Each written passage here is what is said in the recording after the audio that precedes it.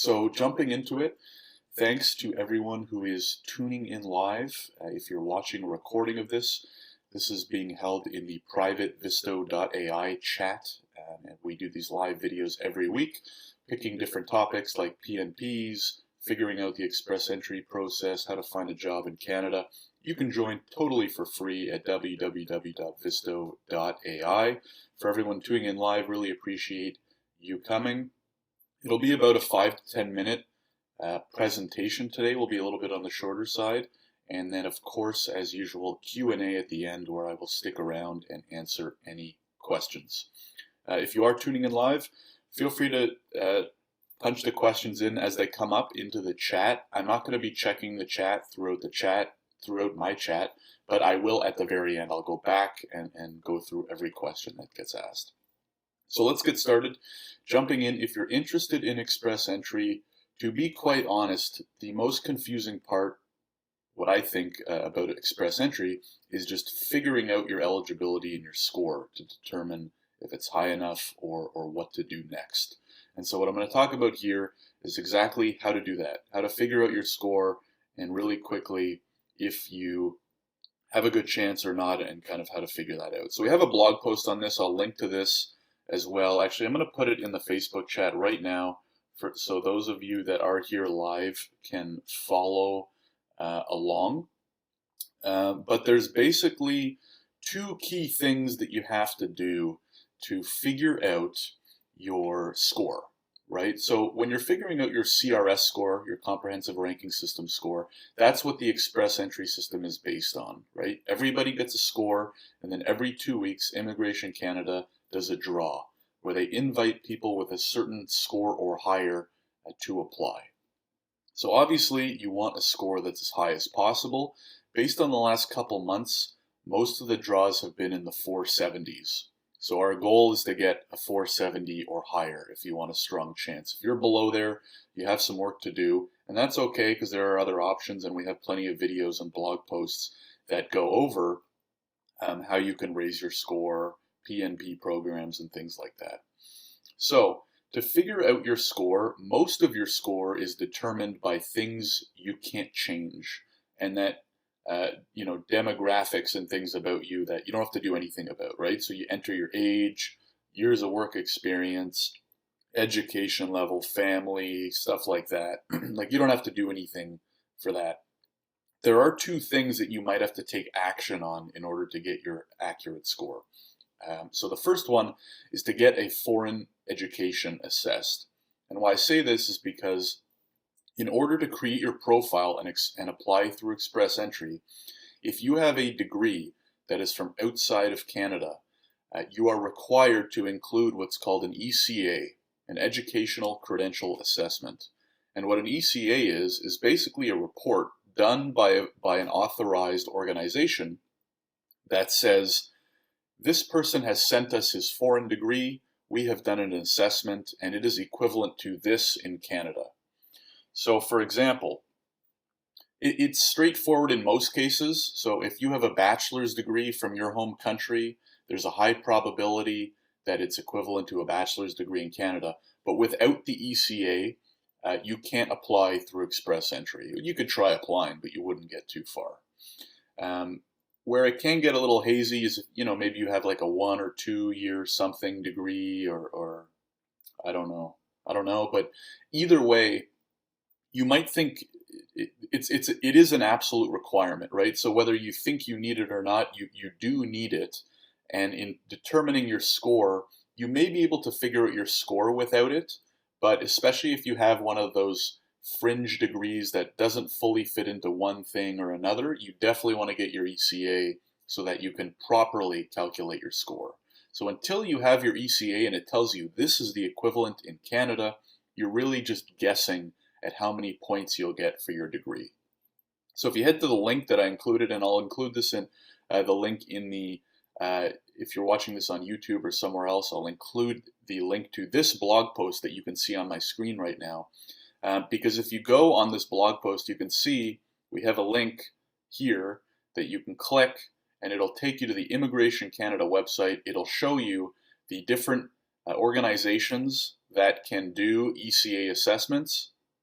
The most popular one I see is World Education Services, WES. You can just click that and you can submit an application for a WES ECA. You can see, just click right here, follow the steps. You want ECA application for IRCC, and follow the steps, create an account, everything like that. Pretty straightforward. It will cost you as well. I think depending on your country, I'm not sure what the cost is. I've never had to get one because my degrees are in Canada, but it's a pretty straightforward process. So that's number one, is get your ECA. Number two is take a language exam, because without that, you simply won't know your score. Again, it's required, so you need to do it anyways. And until you know your exam results, you won't know exactly what your CRS score is, because both of these are very important parts of your CRS score calculation. So this one's pretty straightforward. Again, if you go to our blog post, we have links to everything. So you click the link here and it'll tell you the 4 tests that they accept. So if you want to write it in English, it's either the IELTS or the CELPIP. If you want to write in French, it's the TEF or the TCF. I'm assuming most of our viewers will be doing the English one. I've actually written the IELTS. I did it about 2 years ago. And so we have some decent resources for studying for the IELTS exam. We have a blog post. I may have linked to it here. Oh no, I didn't link to it. But what I'll do is I'll include a link in the description to, we have a blog post on 3 tips for studying for the IELTS exam. And then we also have, if you sign up at www.visto.ai, we have a free guide, a free 5-page PDF taking you through the format of the IELTS exam and tips on how to study for each section and things like that. So you basically pick which one you want and book your exam, right? Booking it, not very difficult. Studying for it may or may not be difficult. And so that's why we have additional resources for that. Keep in mind you can write it multiple times. So let's say you take the IELTS exam, you don't do well, then you calculate your score, you don't have a good score. Yes, you can take the exam again. The only thing it'll cost you is some more money and maybe some more time. But usually 1 or 2 of my live sessions a month are dedicated to IELTS. We actually have an IELTS video that I did last month on the writing section. And at the end of that, on top of a Q&A, I actually went through one of our users' writing prompts and we edited, we did a markup of his writing answer to help him out there. So we do things like that within the Facebook group as well. So that's number 2, take a language exam. You'll note, both of these things are pretty straightforward, but they do take time. So to get your ECA, it's supposed to take about 3 to 4 weeks. I've heard some nightmare stories from people that had to wait like 2 or 3 months. That's probably not the average, but it can happen. So I highly recommend, if you're serious about express entry, you definitely apply for your ECA right away, because God knows how long that could take. It might take you a month or 2, and without the ECA, again, you won't know your score and you can't create and submit your express entry profile. The language exam kind of depends on where you're living, because some countries or cities you can book an exam next week. Some of them you might have to wait a month or 2. Either way, you're probably going to want some time to study anyways. But all of this is to say, getting both of these done so you can calculate your accurate score might be a 1 to 2 month process, which is why I highly recommend booking the exam and applying for your ECA right away if you're very serious.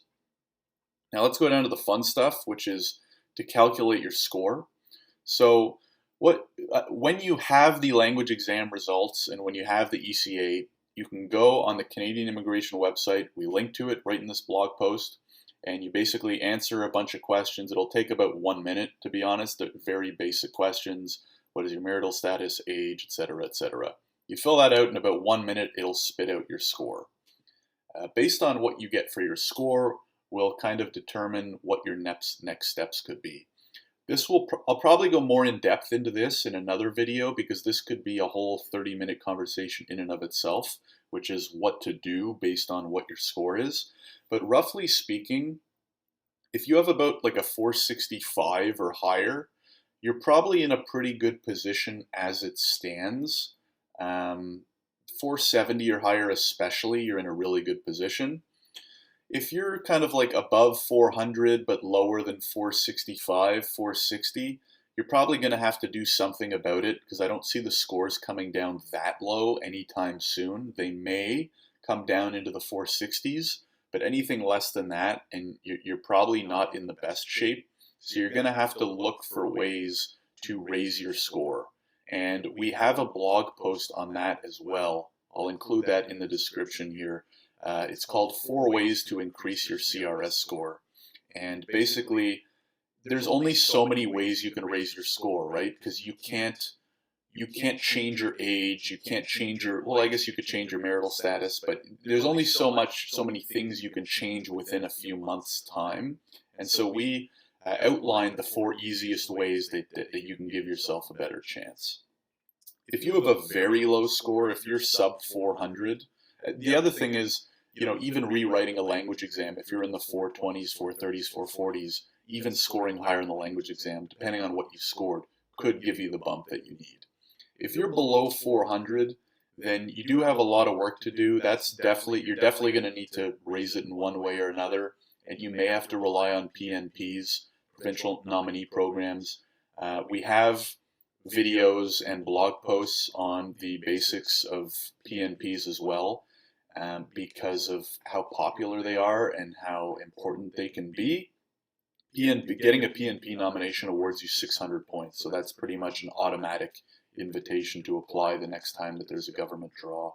But those are whole conversations in and of themselves. I'll include some links to our PNP resources, and also keep in mind that the Visto portal, if you're watching this live, and I'll address it a little bit once I end my chat, the Visto portal is going live next week, and it will have all of these resources in one place. So if you're watching this after the fact, going to visto.ai and signing up, it's totally free. You can log in, and our portal will have all of these resources in one place. So it will take you step by step through the process. Here's how to calculate your score. Here's how to raise it. Here's how to gather your documents. Here's videos, etc., etc.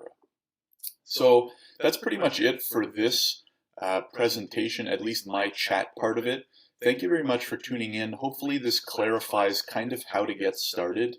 Once you do all of those things, you will have a good idea about what your score is, and then based on that, you can figure out what the next move is, or reach out to me to figure out what your next move is, josh@visto.ai, or just sign up and join our private Facebook group, because I moderate that as well. We have people asking questions about their situations, and it's a good community to be a part of.